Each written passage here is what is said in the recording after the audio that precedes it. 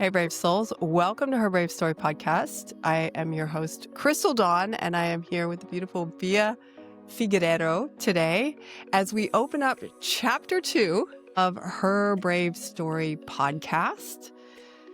Bia is joining us live. I'm so grateful to everyone who has showed up here today, and we want to start by saying that we are very grateful to be here and acknowledge the Arakwal people of the Bundjalung Nation, who are the traditional custodians of the lands that we are on today, the beautiful lands here in the Byron Bay Cavanagh area, and we pay our respects to elders past, present, and emerging, and all Torres Strait Islanders. Bia is a marine scientist. She's also an expedition guide, a world traveler, an author, a speaker, a photographer, a surfer, a mermaid, so many things. And you may remember her from chapter 1, episode 2, with Bia from the Amazon to Antarctica. And Bia has spent 4 years on the Sea Shepherd before her work with the Captain Paul Watson Foundation, who she's currently aligned with. We're so grateful to have her back. And as part of her Brave Story, which is an evolving story, we have chapters.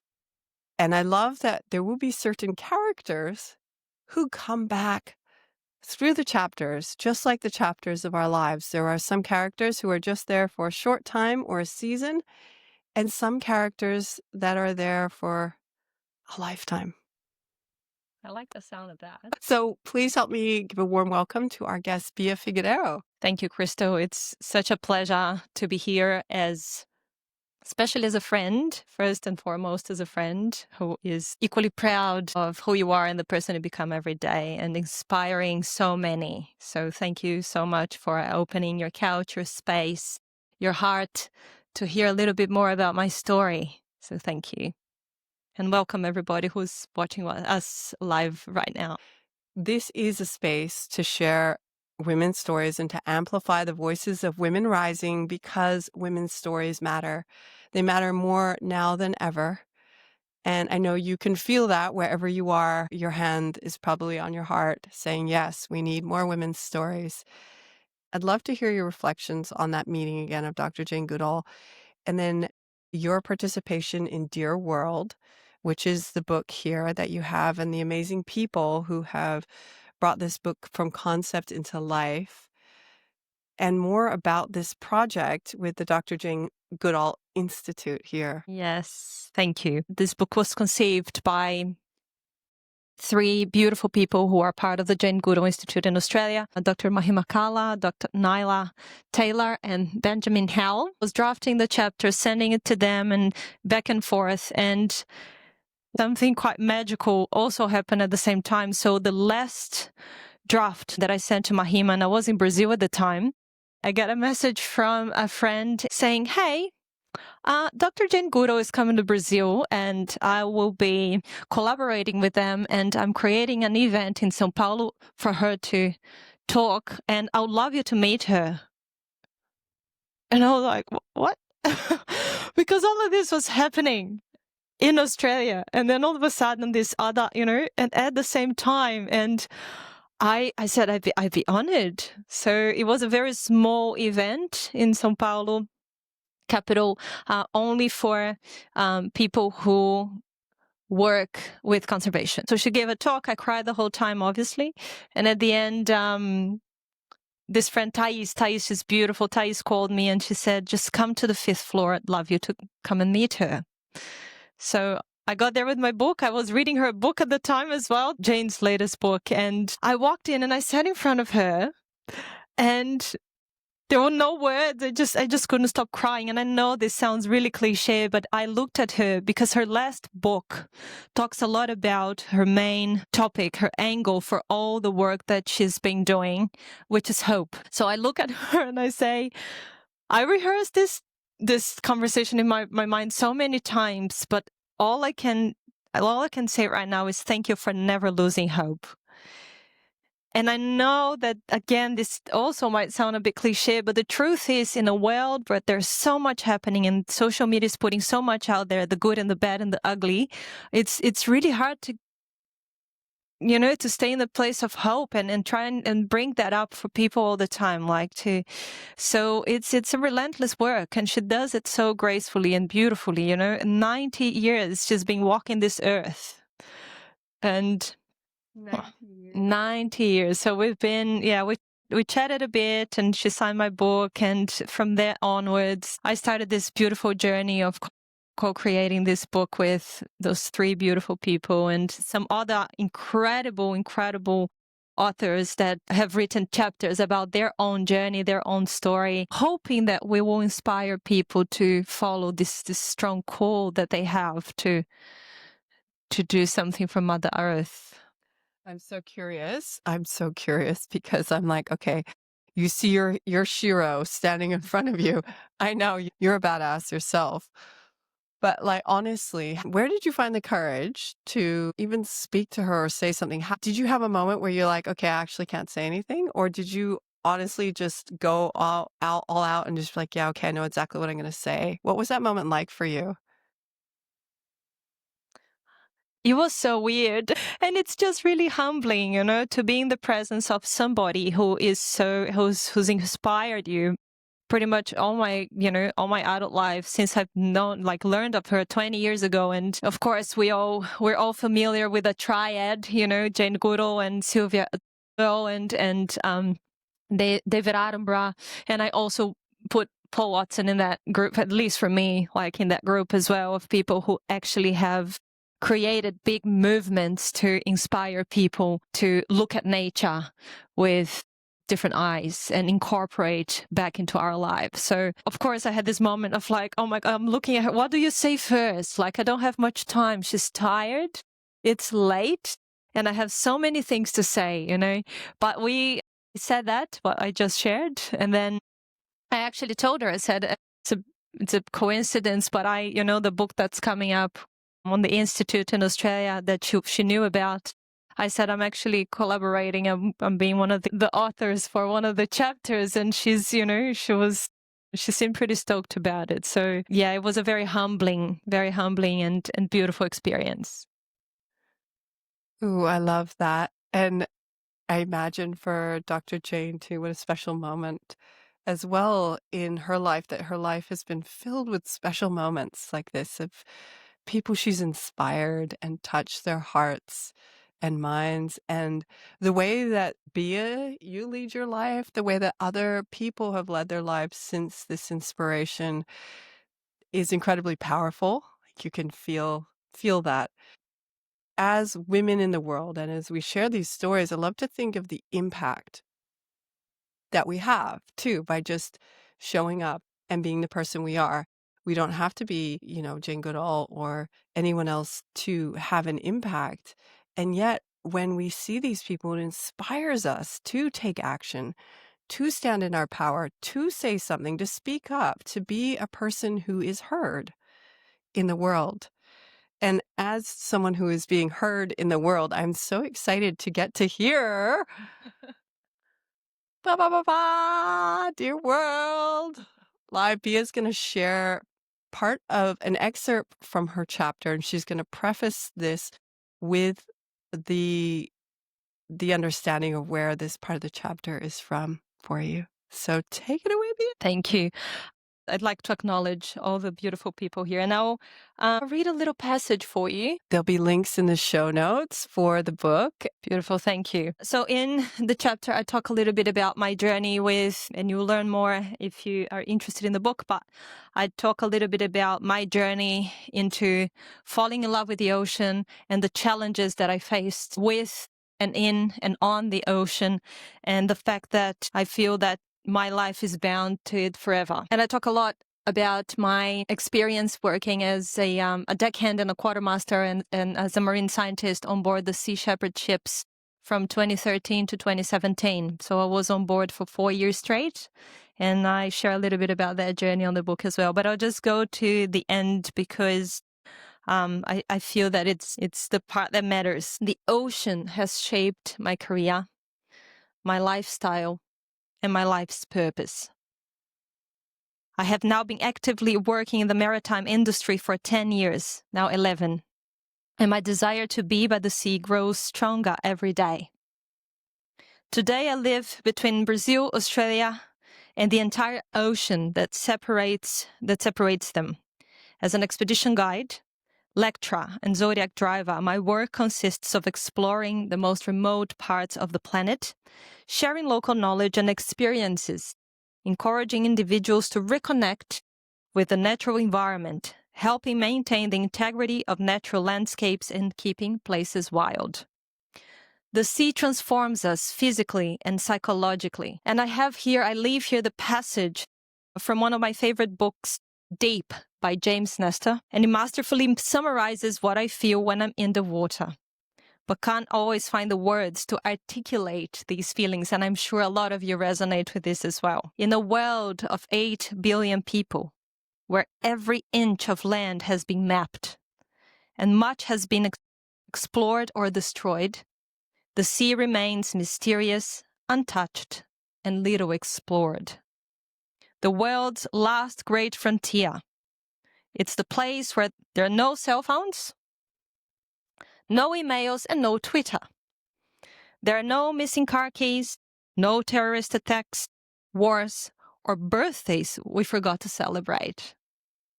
There are also no fines for late credit card bills or unexpected accidents before a job interview. All the stress, noise, and distractions of everyday lives are left on the surface. The ocean is the last genuinely silent place on planet Earth. Yes. I get back to this all the time when I feel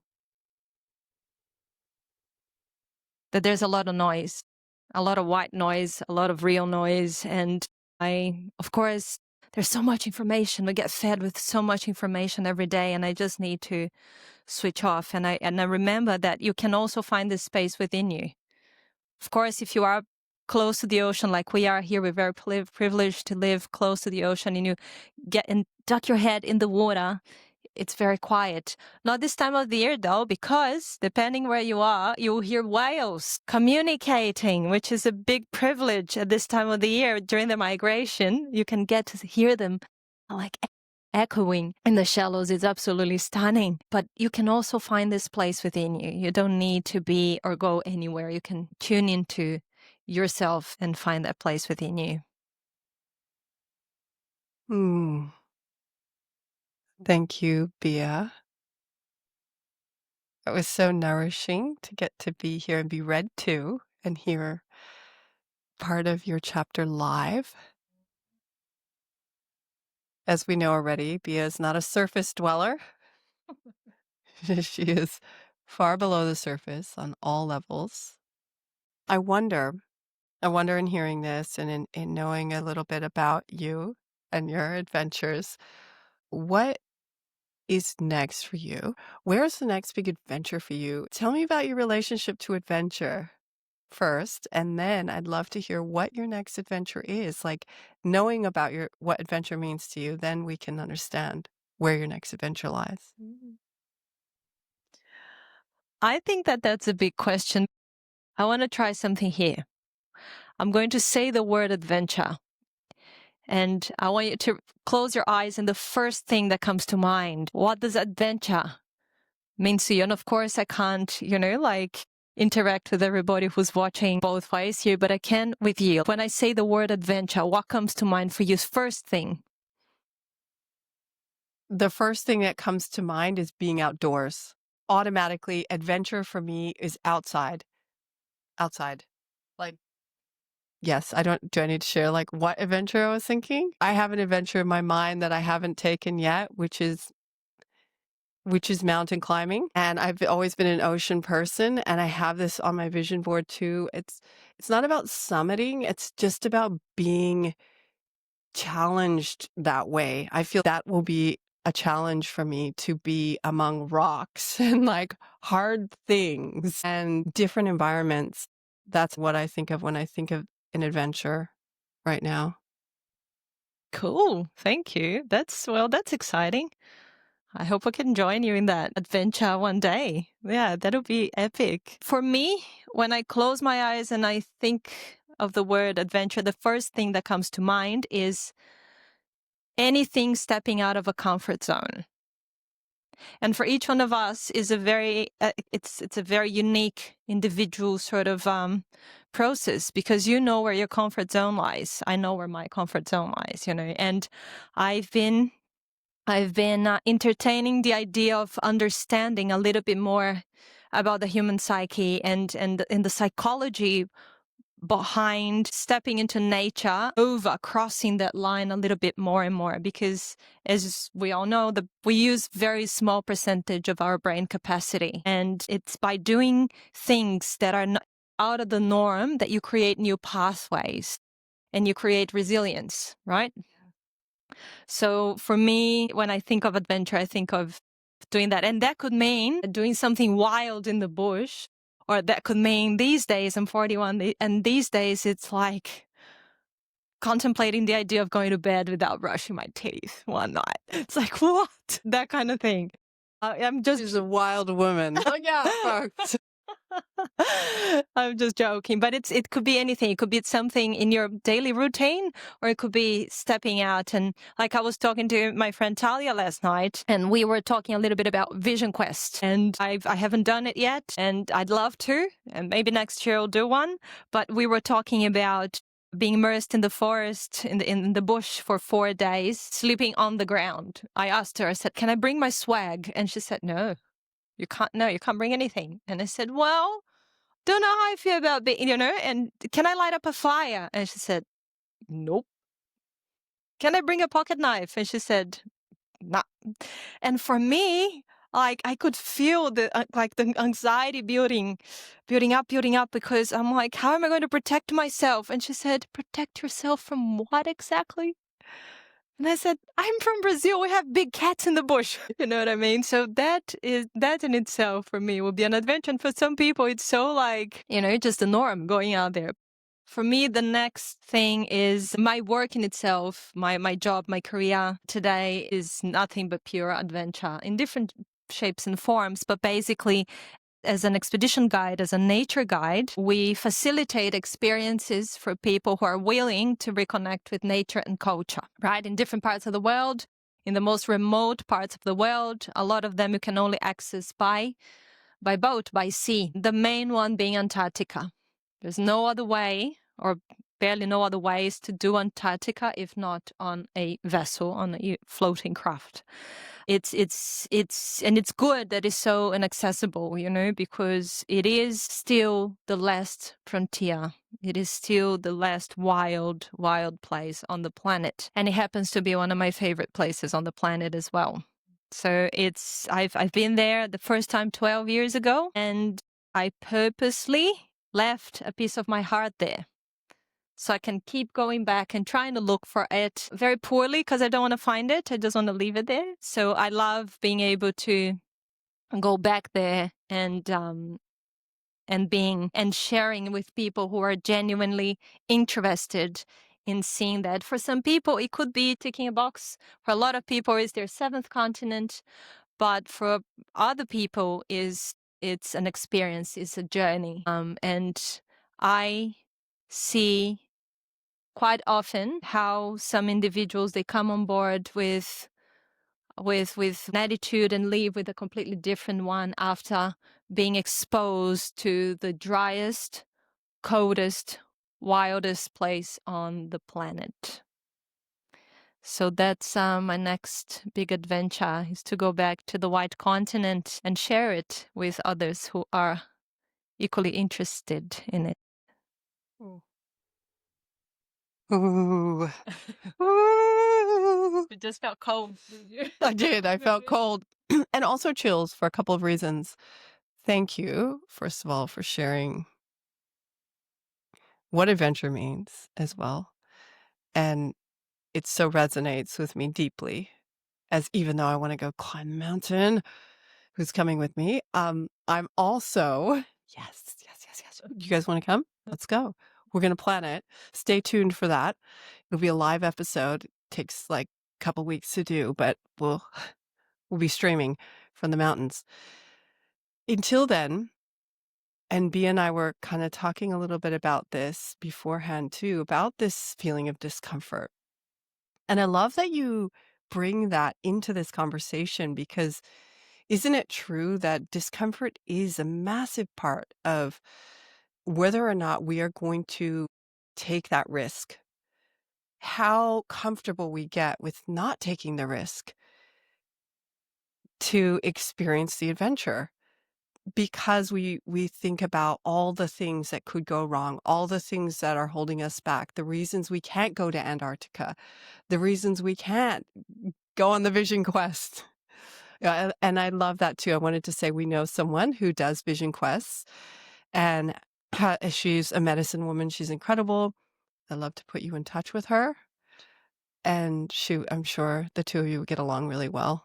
Amazing. Yeah. With that, even Bia is taking new adventures, testing this space within herself around discomfort. Am I comfortable? Like, she's comfortable going, you're comfortable going to Antarctica, but are questioning whether or not you want to sleep for 4 days without pocket knife or these kind of things.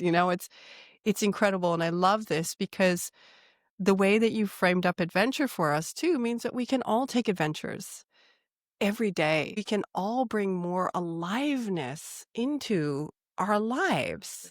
I would love to go to Antarctica. Can you just please just put your hand up if you want to go to Antarctica and you're hearing about Antarctica? Having an ambassador for women in Antarctica is also a big deal. A fellow expedition guide, Alice, had told me about the desert of women in Antarctica, in terms of there not being expedition guides at certain points in history that were women. So you're really on a new frontier in this space as well. Is there anything that you would like to share with us about taking up space in these kind of places where women's voices are still starting to be heard? Wow, that's a big question. And the first thing that comes to mind is I do want to acknowledge, and with respect, back in the day, in the early 1900s, men who dared, the men who ventured into those harsh environments, the rush to the South Pole and all the rest of it. There's a couple of explorers that really inspired me. And I read their books, and, Sir Ernst Shackleton and Amundsen and these guys. But being a woman in those environments is something, as Chrystal said, quite new. And finding your space, earning your space within polar exploration, it's even newer. Because for a long time, there was this idea that women were too frail, that women could not articulate like how to run a successful voyage down there and thrive and all the rest of it. Of course, technology helps us a lot, but from what I'm seeing in the teams that I work for, the companies that I work for, the different experiences I had in Antarctica, women, of course, we come across a lot of megafauna in Antarctica. We're talking big whales going down there to feed. We're talking seals. We're talking massive birds. We're talking the penguins, of course. It's home to the beautiful penguins. And of course, we get to interact with them, like in their terms. We're there, and if they want to approach, they approach. And if they, the closest encounters I've ever had with humpback whales, they were in Antarctica, and they happened when the whale wanted to interact. And they were pretty close. I feel that by observing those interactions, that women have a different sort of relationship with other life forms around them in these harsh environments than men have. I realize that women are more, when it comes down to safety, when it comes down to first aid, because all these places, they demand that you have these kind of skills. I find that women, by nature, more nurturing and more sought after when people need assistance of any kind, a little bit more careful when navigating in really wild terrain. So all these things, they need to be acknowledged. And I think that that's one of the reasons why women are gaining more and more space in guiding in really remote sort of areas, because there is this other side to us that is quite unique, and it needs to be valued. and acknowledged for sure. I love that you mentioned Alice because she's, one of my best friends as well. And it's such a big inspiration because we are, kind of in a way made of the same material. We just, there's so much awe, and she still looks at things like I do with these childish sort of eyes and see beauty in the little things. So, and that's pretty special. And I think that's what it takes as well to do this kind of work that we do. Of course, we get uncomfortable. Of course, we get cold. Like sometimes, the weather is pretty friendly. And sometimes you get hit by really strong winds, and then you get washed over by, really cold waves, and and all of that, and it starts doing your head in because you're so uncomfortable. But on enduring that and trying to be rational and finding a pathway to okay, what do I need to do to make this a little bit better? And in the end, when you get back to the boat after all of that happening, and you're like, oh my God, I did it. Like everybody accounted for, everybody's safe. I can go, have a shower or whatever. And you just created a new pathway in your brain to endure discomfort. And the brain being this interesting sort of, mess that we have, it utilizes that skill for other areas of your life. You won't just close into a compartment and say, I'm going to use this skill for this thing specifically. It will then leach to other areas of your life. And that's absolutely fascinating and very helpful, I might add. So I know I went all the way out there and back, but that's how I experience it. I love that you go out there and back because you take us on an adventure, and anyone listening today will have enjoyed an incredible adventure, not only through Antarctica, but through the landscapes of the feminine psyche, and understanding that we are creating new neural pathways when we take risks, when we get uncomfortable, and when we go and follow through with that action. Is what I'm hearing too, and put ourselves in uncomfortable places where new things are happening that weren't happening before. You're not getting the same experience over and over that conditions us. When we're thrown out in the wild like that, the conditioning is broken, and when we break that cycle, we can have a moment to reflect and break a pattern as well, which is so powerful for all of us here who are working on breaking our own patterns. We can take a leaf from this and understanding that in breaking our own patterns, we can liberate ourselves and have more adventures. What's something that's bringing you a lot of joy right now, Bia, in your life? Wow. Big questions today. Of course, many things. I think sometimes I'm disconnected from this and I get a little bit lost, but I feel that being connected and being present within myself, that's already a big joy. We get distracted so much these days, don't we? Like with a lot of different things and a lot of different devices and all the rest of it. So being disconnected from that and connecting with this, that brings me a lot of joy. But also being faithful to this strong sort of call that I have to do what I have been doing. And I don't need to, there's nothing major or super elaborate, but walking this life that I'm walking right now, where I can facilitate experiences between people that are desperate. They might not know exactly what or why, but they are feeling an urge to reconnect with nature. And at this stage, of course, it's an industry that is catered for people who can afford these trips and people who have pretty much spent their whole lives in an office with artificial light, behind a desk, very little contact with the sunshine and the wind and nature itself, so that they could generate resources to be able to come in these trips. And then it gets to a point in their lives, which is absolutely beautiful, where they're like, okay, I need to do this. I don't know why, but I'm going to do it. And being a facilitator, bridging the gap between people and nature, that's what brings me joy more than anything else, because I do see the eyes of wonder. I do see them overcoming discomfort. We're out there, if it's polar regions, it's cold and it's wet and it might, in order to be able to live beautiful experiences, you need to cross that, you need to cross that boundary, that line that you set up for yourself. You set up that limitation, which is fine. There's no problem with it, but overcoming that in your own terms, that's also really beautiful.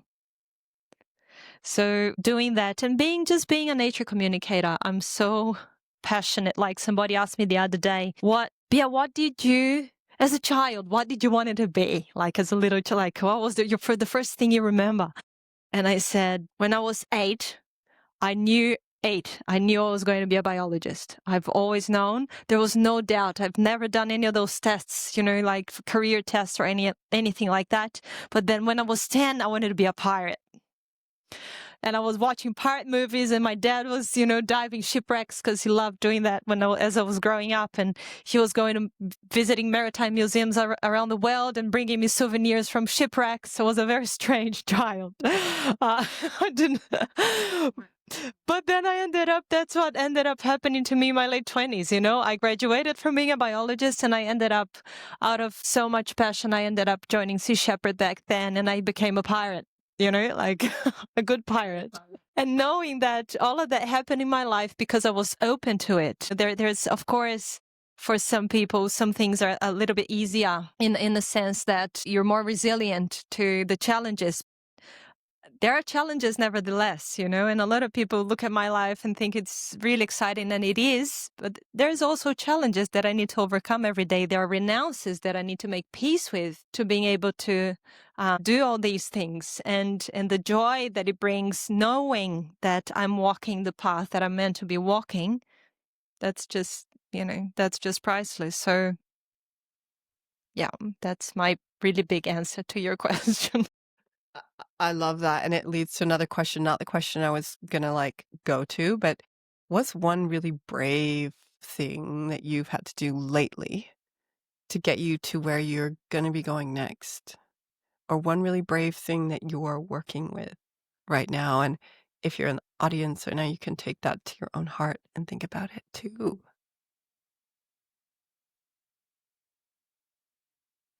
I feel that the bravest thing I am working on right now is sticking with my truth and what I feel is right for me, and the way I express this to others with kindness, but still holding my ground. I find this very challenging because my life choices, they do create an impact on others immediately around me, so family, partner, close friends, they all, in a way, it does create an impact on other people's lives. And I dance on this line between attending others' needs because they matter to me, because I love them and because they're important to me, attending personal needs that sometimes I can't look into because I have this walk of life, and sticking with everything that I just shared about my purpose, about my path that I'm trailing right now. So it has been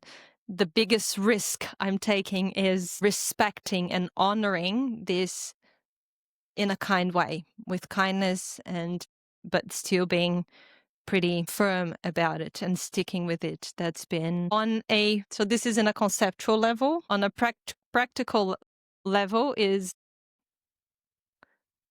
overcoming discomfort with the elements when I'm in, driving a boat in really harsh environment like Antarctica, for an example, early in the season, like now, I don't know, October, November, usually the weather is still a little bit less forgiving, and, driving boats in big waves and like harsh winds and freezing water with like looking after 8-10 people's lives at that time, all of that. And to mitigate the potential risks that are involved with all of this training and building a strong mindset, and making sure that I'm on top of my skill set.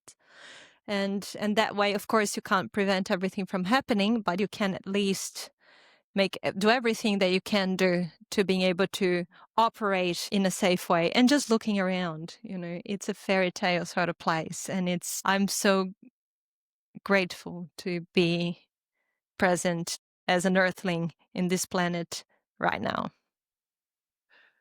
You're amazing and so diplomatic and thorough as well. I imagine many people could resonate with that. What I was hearing was there are ways that you're living your life that are in deep alignment with who you are. And the way that you make those choices, you're weighing up quite a bit of what your impact is on our natural environment in particular.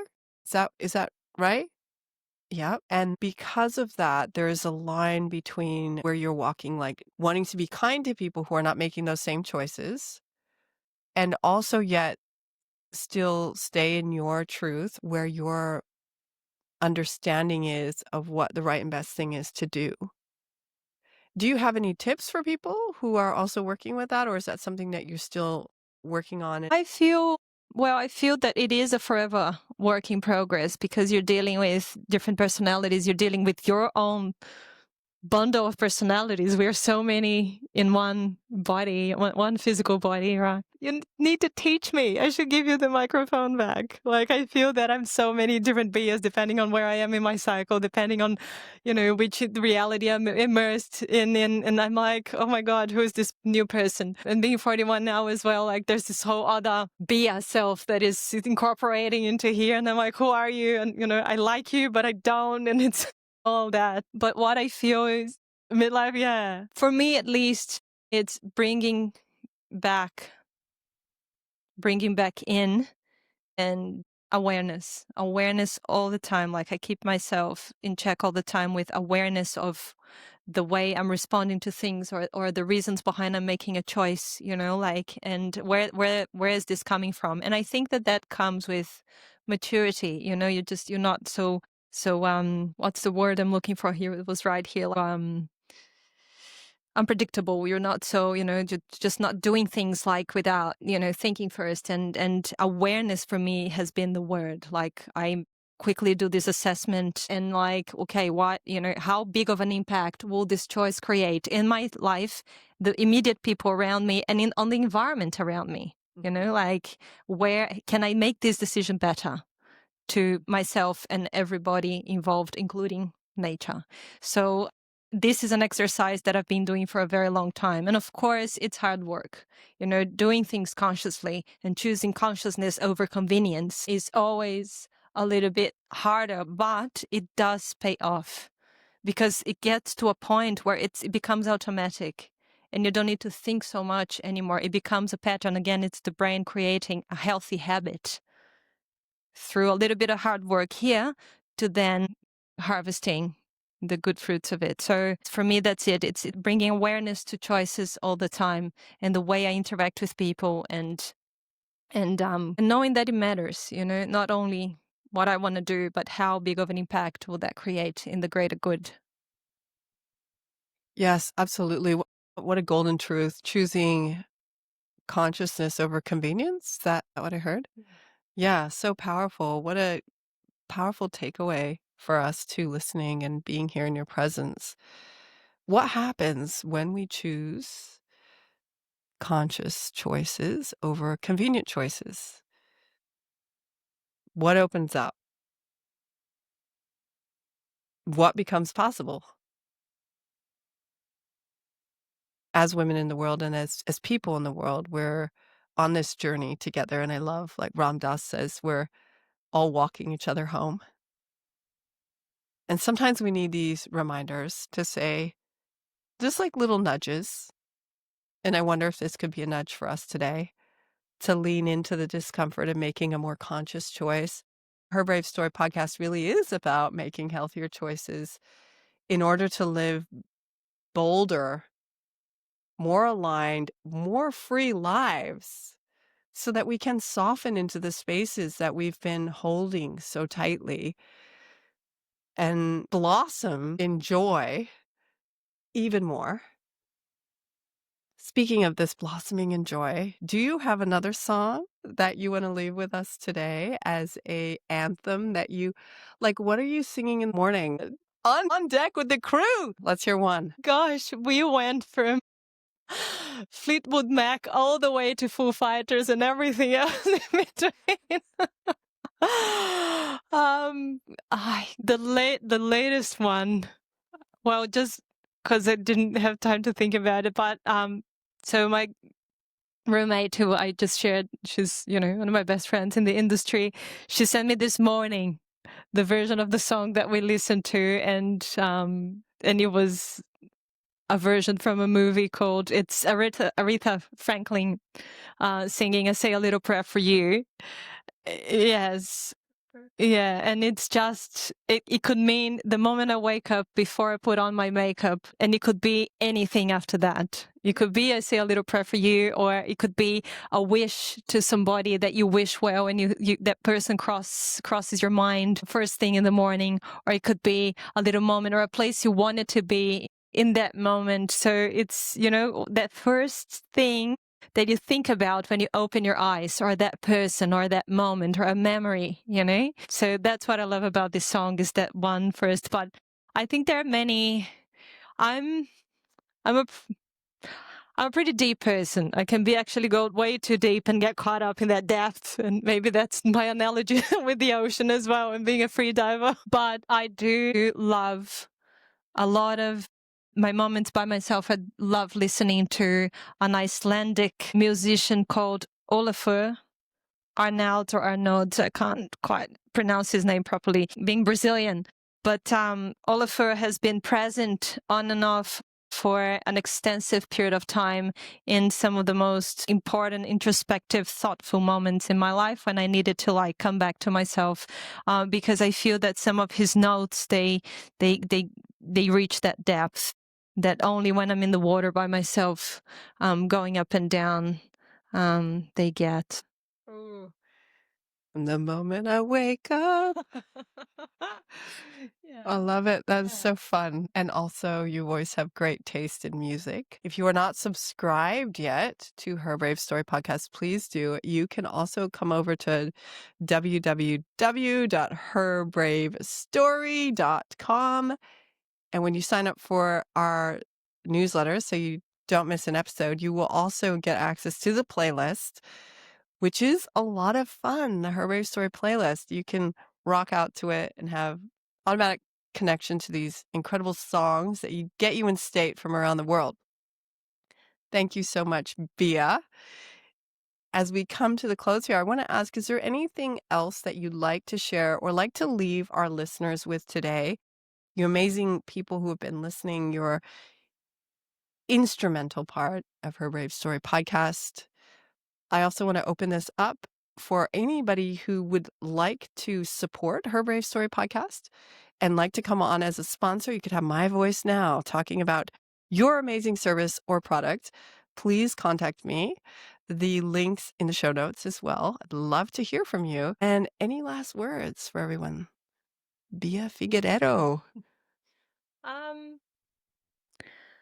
I'd like to wrap up going back to the beginning a little bit, and with the reminder that the big changes, they happen from the little things, and the little things you can change, or you would like to improve, or you like to be different. It doesn't have to be super elaborate. It doesn't have to be, you don't need to reinvent the wheel, but choosing a different path to get from A to B that you used to, changing the flavor, the nut milk that you use in your coffee, like little things. Just, last summer I was incorporating, and I know this is not a big effort, but I was having the discipline of going for a very quick morning swim in the ocean, very quick before work. So I was waking up earlier than I could have been waking up, and just incorporating having a quick dip in the ocean before anything else. And these little things, they matter. They help create the bigger changes that I was trying to manifest for my life. And looking out the window, looking at the little things, the beautiful little things, they also make a big difference. So thank you so much for having me once again in your space, in your, with your time and energy, and being able to collaborate in this amazing, inspiring project called Her Brave Story. Oh, I love you. Yeah, I love you. I'm so grateful to everyone here. We're sending our love. wanted to mention 2 products that are earth-friendly that we both use. We both use Abyss.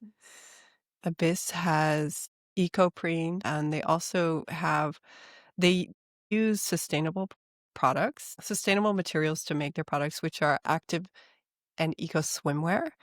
You might have seen pictures of me in that really beautiful pink Pattaya wetsuit that is from Abyss. You can check out the link in the show notes for a discount for Her Brave Story podcast listeners there.